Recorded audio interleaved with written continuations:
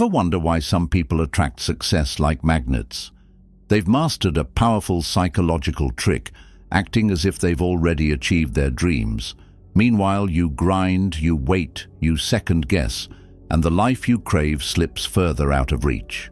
Why does it burn so deeply when you see others rising while you feel stuck?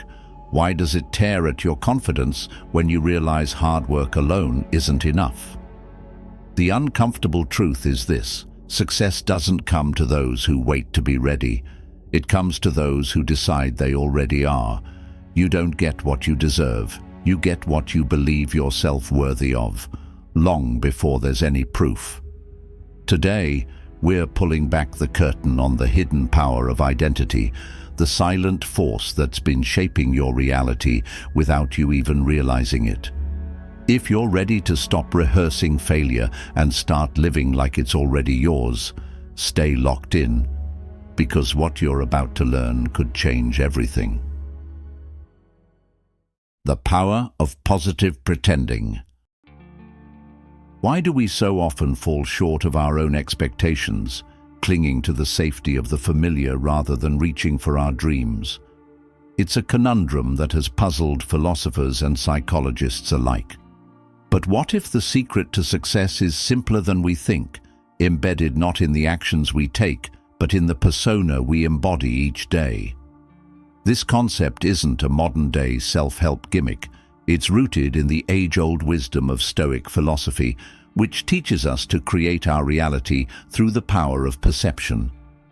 Let's explore this intriguing idea of positive pretending.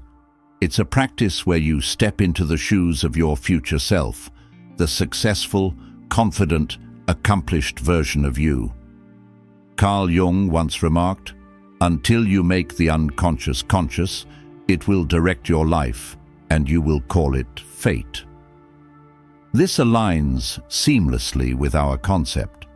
By consciously acting as if you have already achieved your goals, you begin to elevate your subconscious expectations of yourself. Aristotle taught that we are what we repeatedly do, implying that excellence, then, is not an act, but a habit. When you adopt the daily habits of your successful future self, you're not pretending in the superficial sense. You're training your psyche to internalize these success habits as your new norm. Your mind gradually stops seeing your actions as acts of pretense and starts recognizing them as reflections of your true self. Plato discussed the importance of shaping one's destiny through rigorous self-discipline and understanding of the self. In the context of positive pretending, this could be seen as the discipline to remain consistent in your new role.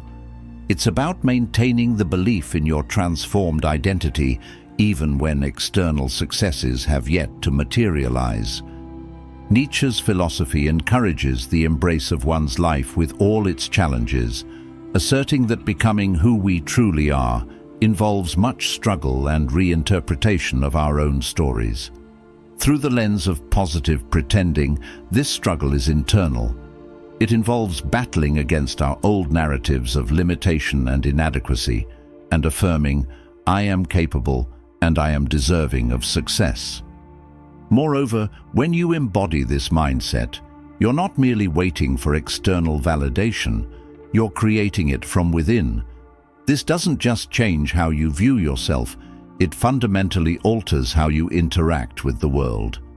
Your interactions, your work, and your relationships begin to reflect this new, empowered identity. This shift is profound, for as Socrates might suggest, the key to wisdom is knowing oneself, and through positive pretending, you come to know the more capable version of yourself. Remember, the journey of embodying your future successful self is not about deception. It's about transformation. It's about aligning your external actions with your internal potential, and in doing so, transforming the potential into reality. Every step you take as your future self consolidates the belief in your new identity, fortifying your path to success with every act, every decision, every interaction. Visualize to materialize. Most people spend their lives waiting for a sign, a moment when they finally feel ready, confident, capable. But what if the sign you're waiting for isn't coming? What if you are the sign? You see, change doesn't happen when the world validates you. It happens when you decide to step into the future you want, right here, right now, long before anyone else can see it. The Stoics understood this deeply. Marcus Aurelius once wrote, "The soul becomes dyed with the color of its thoughts." If you think small, you live small. But if you start thinking, walking, and speaking like the person you dream of becoming, your very soul begins to reshape itself. Say you want to be the best in your field, not just competent, but truly respected, influential. How would you walk into a room? How would you greet your colleagues? How would you speak during meetings? Would you shrink yourself to fit the old version of you? Or would you carry yourself like someone who belongs at the top? You wouldn't hesitate. You wouldn't second-guess every move. You'd own the space. You'd speak with clarity and move with purpose. You wouldn't need anyone to hand you a crown. You'd wear it invisibly. This is where visualization comes into play. Not the soft, vague daydreaming we often fall into, but strategic mental rehearsal. Carl Jung said, "Your vision will become clear only when you can look into your own heart." Visualization isn't about magic. It's about clarity. It's about repeatedly reminding your subconscious who you are becoming until your nervous system responds like it's already fact. Think about it. Before an athlete wins a gold medal, before an artist paints a masterpiece, before a leader inspires millions, it happens first in the mind. Plato taught that the beginning is the most important part of the work, and this beginning is always internal. They don't wait for permission to feel like champions. They see it, they feel it. They become it inside long before the external world catches up. Now, this isn't about pretending. That cheapens the process. Nietzsche once said, "Become who you are." Acting as if you're already successful isn't faking anything. It's uncovering what's been buried under years of self-doubt, bad habits, and hesitation. It's peeling back the noise to reveal the strength that was already there.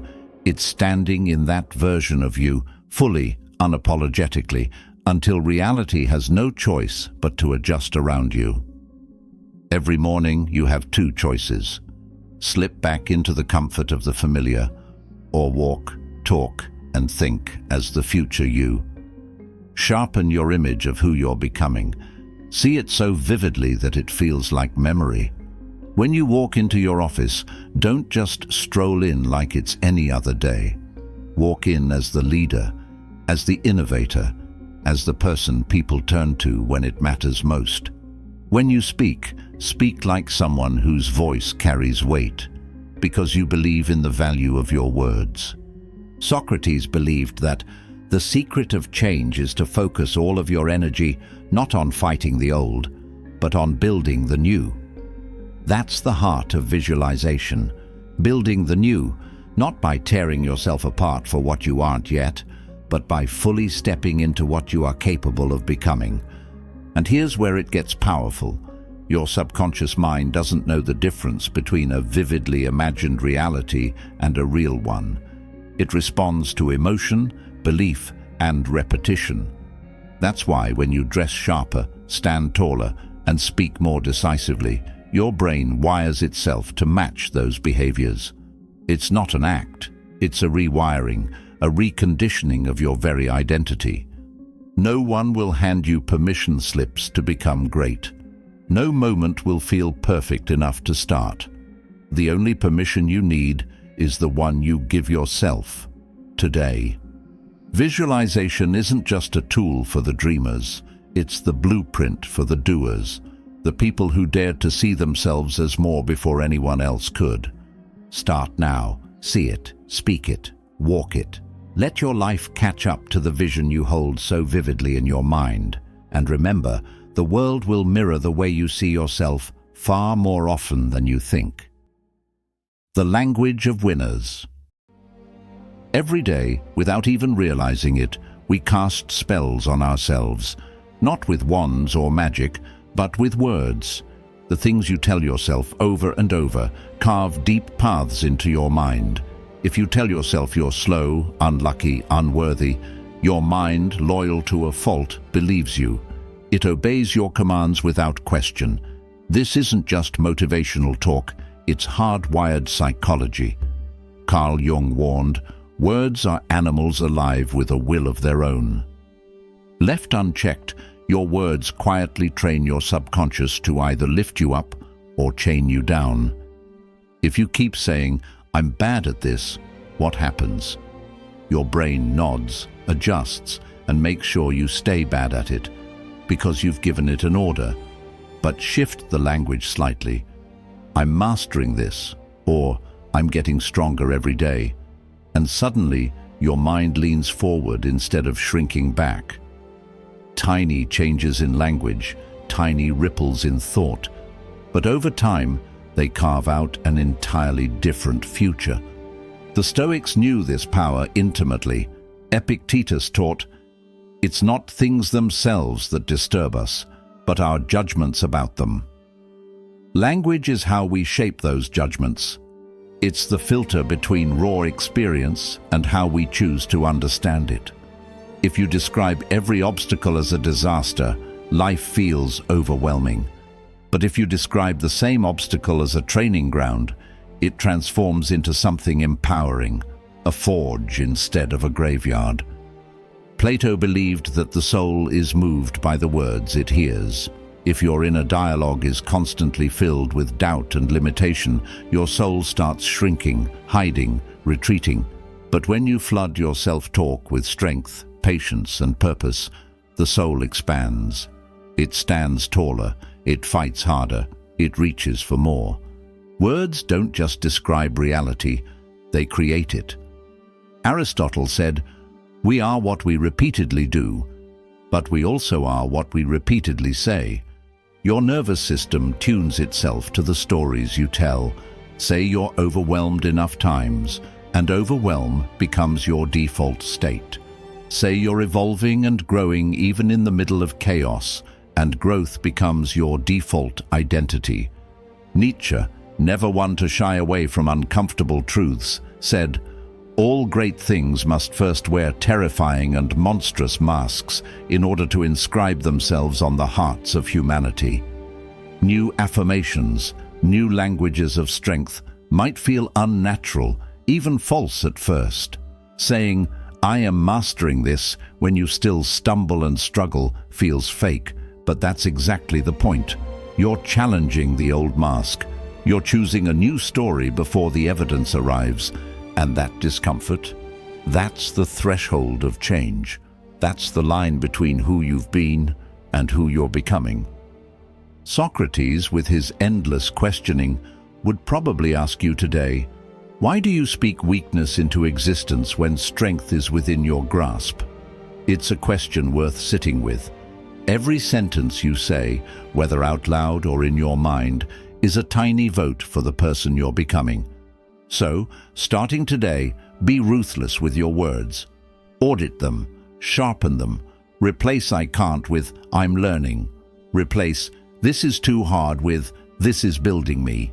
Swap "I'm failing" with "I'm getting closer." It's not about lying to yourself. It's about choosing the frame that empowers you, not the one that imprisons you. Your vocabulary is the blueprint your mind follows. Craft it with the same care you would craft a bridge meant to carry your future self across a canyon. Strong words, steady steps. You are always one sentence away from a different path. Speak the one that moves you forward. Cultivate your environment.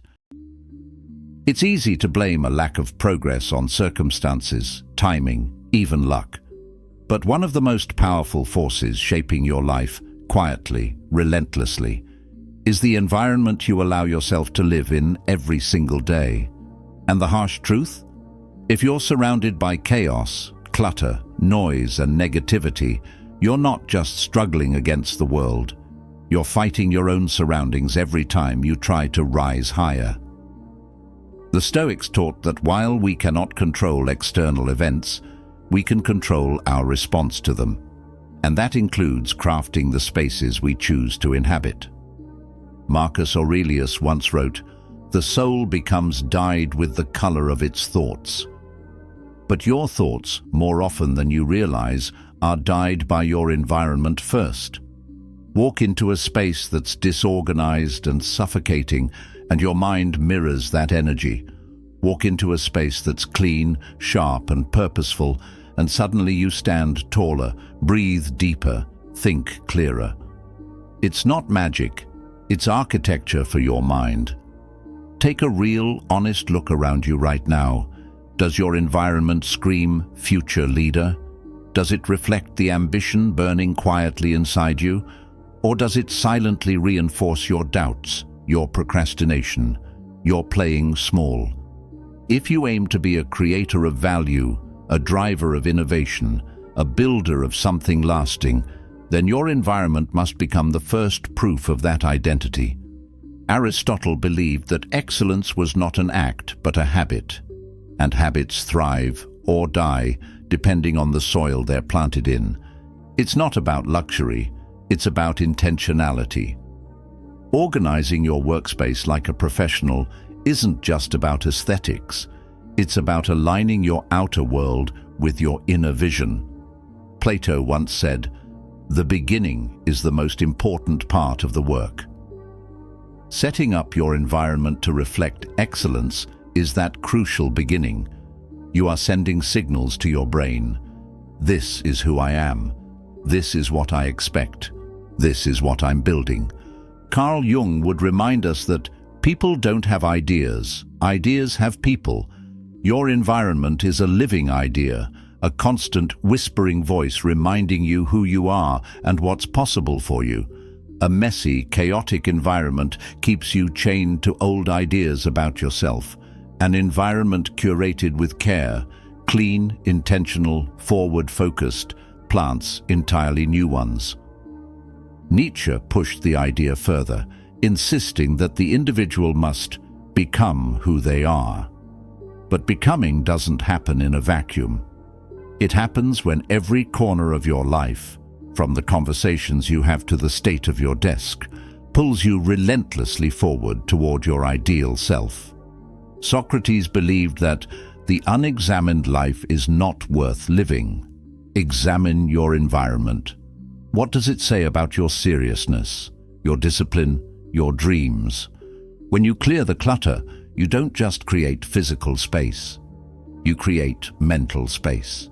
Space for sharper ideas, bolder decisions, deeper focus. Start small if you need to. Clear off your desk completely. Add one symbol of the life you are building, a book, a quote on the wall, a carefully chosen tool of your craft. Curate your surroundings like a Stoic would curate his mind, eliminating the unnecessary, sharpening the essentials.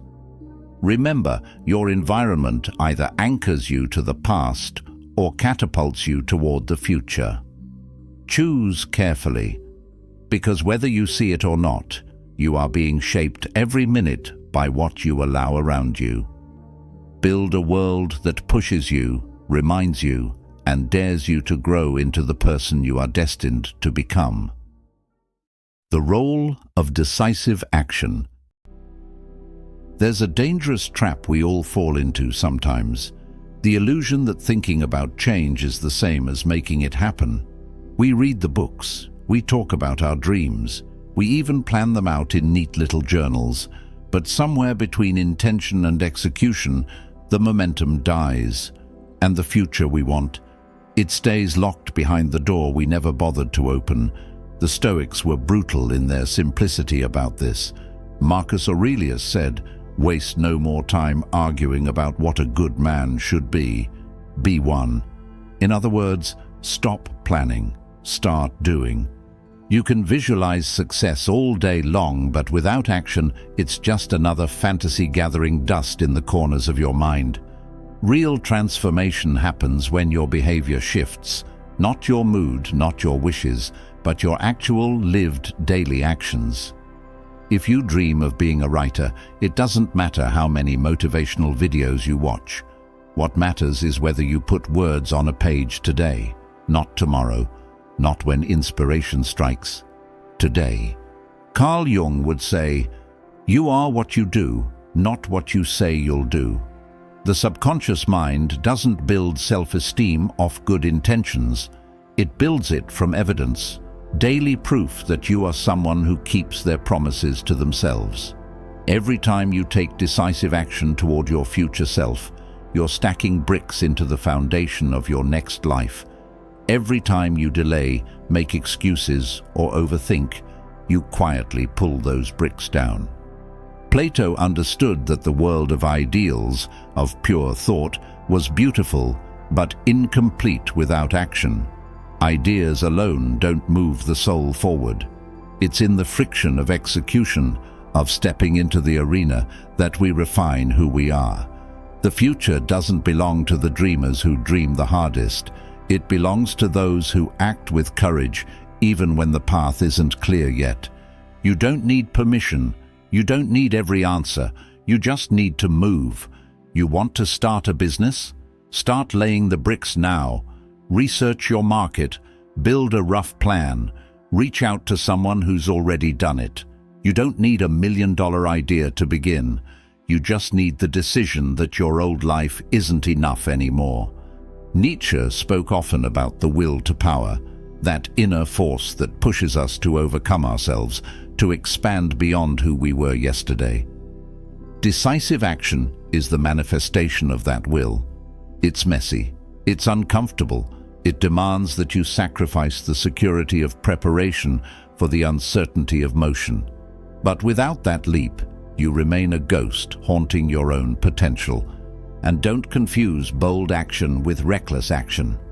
Aristotle wisely advised that virtue lies between excess and deficiency, courage, not recklessness, decisiveness, not desperation. Every step you take should be anchored in your larger vision, even if it's a small, imperfect step. This isn't about sprinting blindly. It's about steady, intentional movement, aligning each action with the person you're determined to become. Socrates once asked, "How much better to get wisdom than gold? To get insight rather than silver. But wisdom without action is like gold locked in a chest you never open. You can know all the right things. You can believe all the right philosophies. But if you don't move, if you don't step forward when it's messy, scary, and uncertain, all that wisdom is wasted." So the question isn't, are you dreaming big enough? The question is, are you acting bold enough? You create the life you want through the steps you take when nobody is clapping for you yet, when no one is watching, when it would be so easy to delay just one more day. Every bold move you make now sends a signal into the future, carving out the life that's waiting for you, if you dare to claim it. So stop waiting for someday. Stop waiting to feel ready. Start acting like the person who refuses to leave their future in the hands of chance. Because decisive action isn't just a strategy. It's the announcement to the universe that you're serious. And the universe, as the Stoics would remind us, has a way of yielding to those who are willing to meet it with relentless will. Consistency is key. There's a cruel trick life plays on us. It lets us feel motivated for a moment, just enough to dream big, but not long enough to actually change. We get fired up for a day, maybe a week. We act bold. We move with purpose. And then, almost without noticing, we slide right back into old patterns. It's not because we're lazy or broken. It's because true change isn't sparked by big moments. It's built through tiny, relentless, almost boring acts of consistency. The Stoics understood this deeply. Seneca once said, "Most powerful is he who has himself in his own power." And you only gain that kind of self-mastery through daily discipline, not bursts of inspiration. When you decide to act as if you're already the person you want to become, it can feel electrifying at first. You speak differently, you move with confidence, you dare to think bigger. But if you only do it when it's convenient or exciting, nothing truly shifts. Your nervous system, your habits, your self-image, they only rewire through repetition. Carl Jung put it best: you are what you do, not what you say you'll do. Your subconscious doesn't listen to your promises, it watches your patterns. Consistency is the glue. It's what ties everything else together. The visualizations, the decisive actions, the elevated environment, the upgraded language. Without consistency, they're just moments. With consistency, they become identity. Aristotle taught that we are what we repeatedly do. Excellence, then, is not an act, but a habit.